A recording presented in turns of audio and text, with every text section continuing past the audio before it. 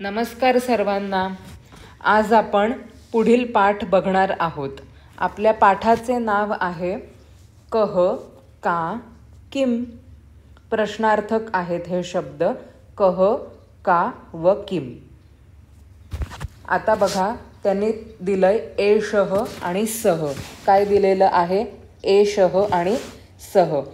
एषः आणि सः हे दोन्ही आपण पुल्लिंगी साठी वापरतो.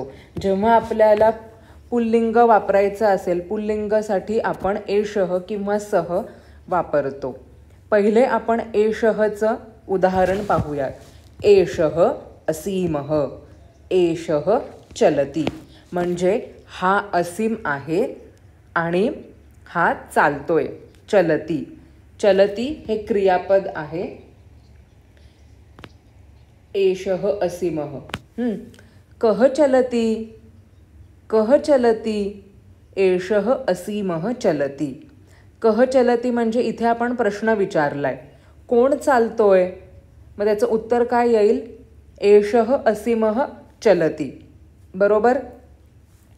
तर कह हे प्रश्नार्थक आहे आणि कह आपण पुल्लिंगीसाठी वापरतो. तर कह जे आहे ते आपण पुल्लिंगीसाठी वापरतो. एषः आपण केव्हा वापरतो? आपण मागच्या पाठामध्ये बघितलेलंच आहे. जेव्हा तो व्यक्ती जवळ असेल तेव्हा त्यासाठी आपण एषः वापरतो. एषः असीमः, कह चलती, एषः असीमः चलती. चलती हे क्रियापद आहे. त्याचप्रमाणे सः, सः सुद्धा पुल्लिंगीसाठीच आहे. पण काय बरं फरक आहे एषः आणि सः मध्ये? तर जवळच्यासाठी एषः आणि दूरवर असेल तर सः. त्यांनी इथे दाखवलेलंच आहे. तर सः प्रसादः. आता ह्या मुलाचं नाव काय आहे? सः प्रसादः. तो प्रसाद आहे. सः धावती, धावती, टू रन, धाव क्रियापद आहे. सः धावती. कह धावती. बघा इथे सुद्धा कह, कारण की कह प्रश्नार्थक आहे. मुलगा दूरवर असू देत किंवा जवळ असू देत, पुल्लिंगीसाठी कह हेच येणार. प्रश्नार्थक जेव्हा तुम्हाला विचारायचं असतं तेव्हा. कह धावती, कह चलती, कह हसती. तुम्ही तिथे कोणतंही क्रियापद त्याप्रमाणे लावू शकता. सः प्रसादः धावती. तो प्रसाद धावतो. एषः असीमः चलती. हा असीम चालतो. खाली अजून त्यांनी उदाहरणं दिलेत. योगेशः धावती. पण इथे बघा, त्यांनी एषः आहे का सः आहे असं त्यांनी उल्लेख केलेला नाही आहे. फक्त तुम्हाला नाम आणि क्रियापद दिलेलं आहे. योगेशः धावती, अर्जुनः गच्छति. म्हणजे योगेश धावतो, अर्जुन जातो. मेघः वर्षति, मेघ वर्षाव करतात. सिंहः गर्जति, सिंहः गर्जति. टू रोर, गर्जना, गर्जती. त्याला आपण संस्कृतमध्ये गर्जती म्हणतो. आता तुम्ही जर बघाल तर योगेशः, अर्जुनः, मेघः आणि सिंहः हे जे नाम आहेत हे सगळे पुल्लिंगीमध्ये आहेत. योगेशः, अर्जुनः, असीमः, सिंहः, मेघः हे सगळे जे नाम आहेत ते पुल्लिंगीमध्ये आहेत. आता बघा, त्यांनी कृती सांगितलेली आहे. छात्राः मंजुषाद्वयस्य सहाय्येन वाक्यानि वदन्ति. म्हणजे तुम्हाला जे मंजुषाद्वयम आहेत, दोन मंजुषा ज्या आहेत, त्या आधारे तुम्हाला वाक्ये वरीलप्रमाणे बनवायची आहेत. इकडे तुम्हाला नाम दिलेली आहेत आणि इकडे ह्या मंजुषेमध्ये जी दिलेली आहेत ती सगळी तुम्हाला क्रियापद दिलेली आहेत. क्रियापद म्हणजे वर्ब्स. नाम म्हणजे नाऊन. तर आता बघा, छात्रः, छात्रः म्हणजे स्टुडंट. तर तुम्ही काय करू शकता? छात्रः तुम्ही पठती सुद्धा लिहू शकता. छात्रः पठती, छात्रः गच्छति, छात्रः आगच्छति, छात्रः लिखति, छात्रः खादति, छात्रः पिबति. चालू शकेल. मी एक तुम्हाला इथे लिहून दाखवते. छात्रः, आपण पठतीच घेऊया. पठती, छात्रः पठती. दंड आवश्यक आहे कारण की तुम्ही एक सेंटेन्स कंप्लीट केलेलं आहे म्हणून. छात्रः पठती. पठती म्हणजे वाचतोय, अभ्यास करतोय. गच्छती म्हणजे जातोय. आगच्छती म्हणजे येतोय. बरोबर.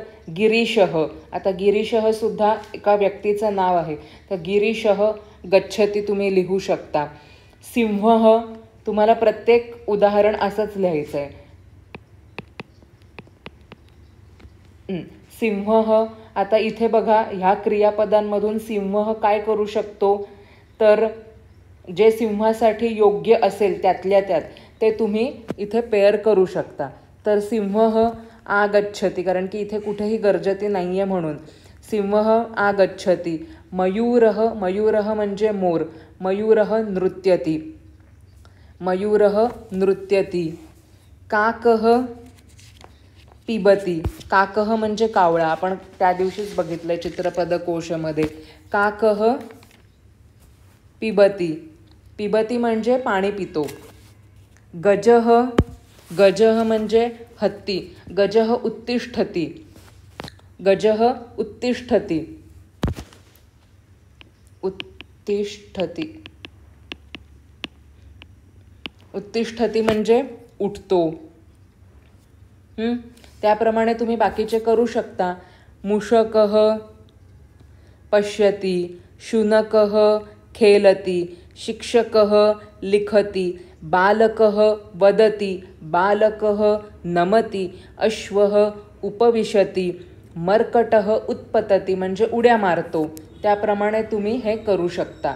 ह्याच्यामध्ये तुम्हाला अपेक्षा काय आहे, तुम्हाला काय समजायला पाहिजे, एषः आणि सह मधला फरक, आणि कह हे जे प्रश्नार्थक आहे ते आपण पुल्लिंगीसाठी वापरतो. भाषाभ्यासः त्याने दिलेला आहे. चित्रं दृष्ट्वा वाक्यं लिखत. तुम्हाला चित्र बघून वाक्य रचायची आहेत, तर खूप सोपं आहे. तुम्ही इकडे मुलाचं नावही लिहू शकता, सहसुद्धा लिहू शकता, एषः सुद्धा लिहू शकता, किंवा तुम्ही इकडे बालकः छात्रः सुद्धा वापरू शकता, तुमची इच्छा. तर मी जे सोपं आहे तेच लिहिते. बालकः लिखति. त्यानंतर मूषक आहे. मूषकः खादति. हा हत्ती आहे, त्याला आपण बोलतो गजः. गजः चलति. आणि हा आहे वानर, त्याला आपण बोलतो मर्कटः. मर्कटः उत्पतति. तुम्ही जर एक बघितलं असेल तर क्रियापदाच्या शेवटी जे ती येतंय ते कधी पण त्याची जी पहिली म्हणजे ती त्याला पहिलीच वेलांटी आहे, दुसरी वेलांटी नाही आहे. तर हे तुम्ही लक्षात ठेवा, त्याला दुसरी वेलांटी देऊ नका. ते का असं ते आपण नंतर जेव्हा व्याकरणाचे पाठ मी घेईन तेव्हा तुम्हाला सांगीन. पण तुम्ही हे लक्षात ठेवा की त्या तीला पहिलीच वेलांटी आहे. हे खूप इम्पॉर्टंट आहे. बरोबर. तर आज आपण कह, का व किम त्यामधील कह हे पाहिलेलं आहे. कह हे पुल्लिंगीसाठी वापरतात. त्यासोबतच आपण एषः आणि सह व काही क्रियापदं पाहिलेली आहेत. ती क्रियापदं तुम्ही लक्षात ठेवा, कारण की सेम क्रियापद आपण नपुंसकलिंग आणि स्त्रीलिंगीसाठी वापरणार आहोत. तर share with your friends, like, share and subscribe. यातील जे स्त्रीलिंगी जो भाग आहे का तो आपण उद्या पाहू. जयतु संस्कृतम, जयतु भारतम. धन्यवादः.